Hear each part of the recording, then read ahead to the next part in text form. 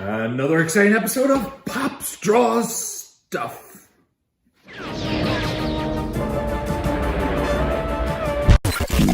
And today's episode is another exciting kids show. It is Transformers. Robots in disguise. Transformers. Oh, I have to admit, I did not like this show as a child. One of the very few. It was super popular. Everyone seemed to love it. I just didn't really get it. But I have to admit now, seeing the films, seeing that new Bumblebee film and stuff, it's pretty cool. And that leads on to who we're about to draw. So a request came in for Bumblebee. Yes, it was the VW Beetle and now it's the Camaro. So yeah, it's such a nice car. And yeah, he looks pretty cool. So we're going to draw Bumblebee. Pretty much all yellow, lots of dark black bits for his low lights. So let's see how we get on. Let's go draw Bumblebee. Autobots, go! And we are off. So, drawing the initial sketch. This will definitely not be the right sizing, but I just wanted to block out in the page where I think everything should be. So, very, very, very rough at this stage. Lean very lightly on the pencil. Just get your basic lines in. That's our really basic sketch done. So now I'm going to focus on the head.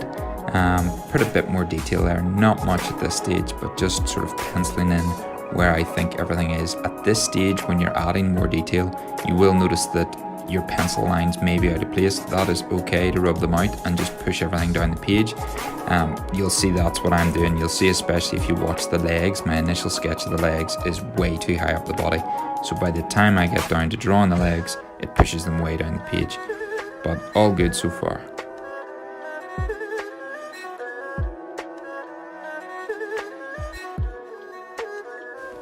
Onto the legs now, and as you'll see, yes, they are way too high, so that is pushing them massively down the page. The thing I noticed about Transformers as well is when you're drawing them, their head is very small. It seems to be just sort of way in the background compared to the legs and the arms, which are massive on them. But that actually looks quite cool. So down here, they had a lot of detail on the tire on his foot, which was really class to draw at the later stages when it came to fine lining it.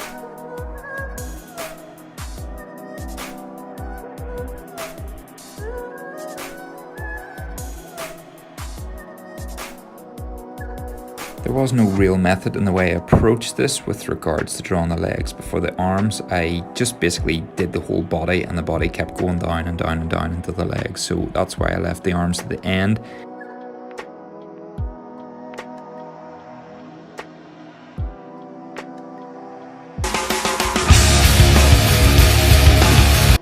That's so random. So now I'm on to the fine line, and this is always the fun bit. This is my favorite bit. So when you've got your sketch and you're happy enough with it, you get your fine liner out. I think this is a 0.3 I'm using. So it is fine. It's not the finest, but it's also it is quite fine. Don't know what I'm talking about now. I'm just blithering. But yes, so I'm going all over the individual lines with the fine liner. And it's always when the drawing starts to look really good, because sometimes as well you find that you're smudging the drawing with your palm of your hand as you're drawing it, because the pencil will smudge. I found as well with the pencil, if you go particularly dark, I think there was a pencil I was using on this was, I don't know, was it an HB? So it was one of the darker pencils. I was smudging it a lot more, so I would advise using one of the H's, so potentially 4H up the H.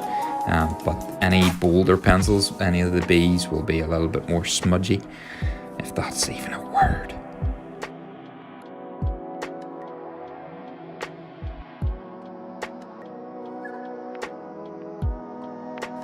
I actually opted for a different approach this time as well with a fine liner. I decided that I wanted to add as much detail as possible, just because I got in the zone a bit, so I was really putting all the detail in I could at this stage. Maybe not the best idea. I would potentially add colour and then add all the final details after, but on this particular one I did go right into all the detail with the fine liner at this stage. I suppose there's many different ways to do a drawing. On this particular one I added the detail and then added the colour, and then I think of course it came at the end with more detail. Really went to detail in this one. It's down to like super uber 0.5 of a fine liner to get all those super small details right down to like the tire tracks and the logo on his chest. So really, really fine detail. Now it is time to color the thing, but at the minute we've got a really good layout. Everything looks in proportion. Well chuffed with this, so hopefully the color doesn't let me down. How to make your drawing come alive, adding color. Starting with the blue, this is a duck egg blue, and I was just going over, he's got a number of like lights, small lights on his body, which are blue, and his eyes are blue. So I wanted to add a really light blue there. And the windows you can see in the car, I wanted to try to give them like a bluish reflection.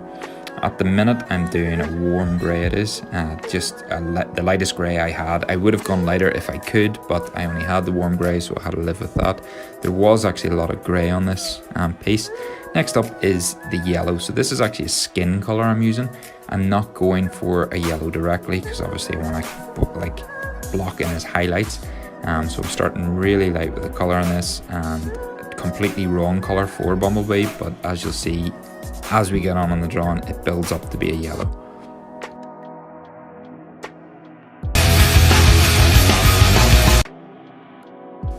At this stage, I'm simply looking to have everything in the drawing with a colour, be it the lightest colour it will be. So finishing off the skin colour at the minute, the yellow, really, really light yellow.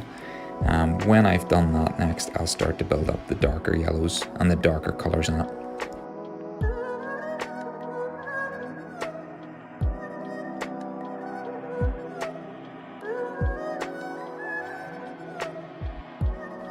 I had two different choices of yellow here. I had a tulip yellow and also a sunburst yellow. So you can see the difference in them.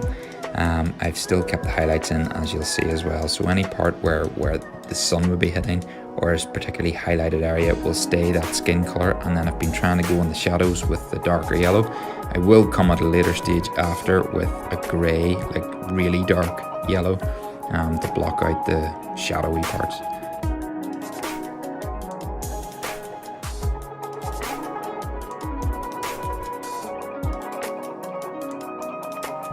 Now for the shadows, so we're starting into the real dark areas on Bumblebee. I don't know if this is a tip or not, but I tend to find if I'm looking at a piece and I squint my eyes slightly, you can actually notice the real dark areas and the real light areas a lot easier. Might help you, might not.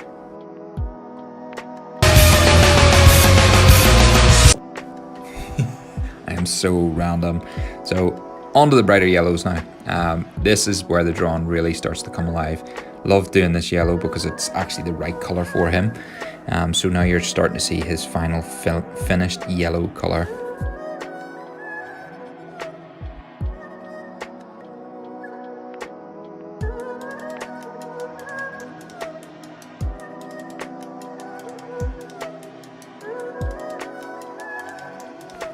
I found that I'd done a lot of grey on Bumblebee, but actually there's quite a lot of darker black on it, so I needed to come back over with the black marker and really put in those super dark areas. That's basically where you can't see any other colour at all. Then I came along with fine liner, as you'll see now, so that's me using the fine liner to really add the dark areas in, because the Bumblebee's stripes on his actual paintwork is a black, it's not a grey, so it was only where it was lighter was the grey used, but yeah.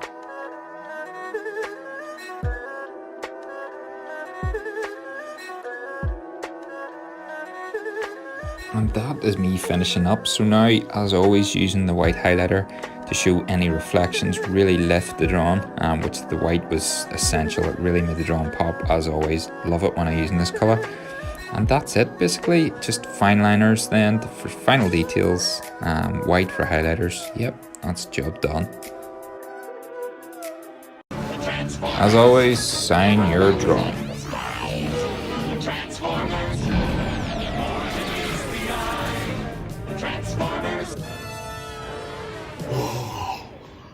Thankfully, that took an absolute lifetime, but it was worth it. Turned out really well. I struggled to get the yellow to like really pop, but it worked in the end. I'm well chuffed. The highlights at the end always make it look cool, because obviously on a car you would have this like shine from where the light reflects on it, because it's like a metallic.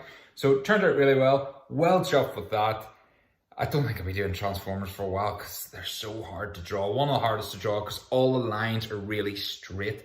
And when you've got really straight lines, it's hard to mess up. Whereas if you've got like a curved face, you can sort of a bit of leeway for a mistake. But straight lines are hard because you immediately see when you messed up. Turned out really good, really chuffed. If you liked that video, make sure to hit that thumbs up. Remember to subscribe for more, and also drop me a comment to let me know what you want me to draw next. Have an amazing day, people, and peace. Transformers.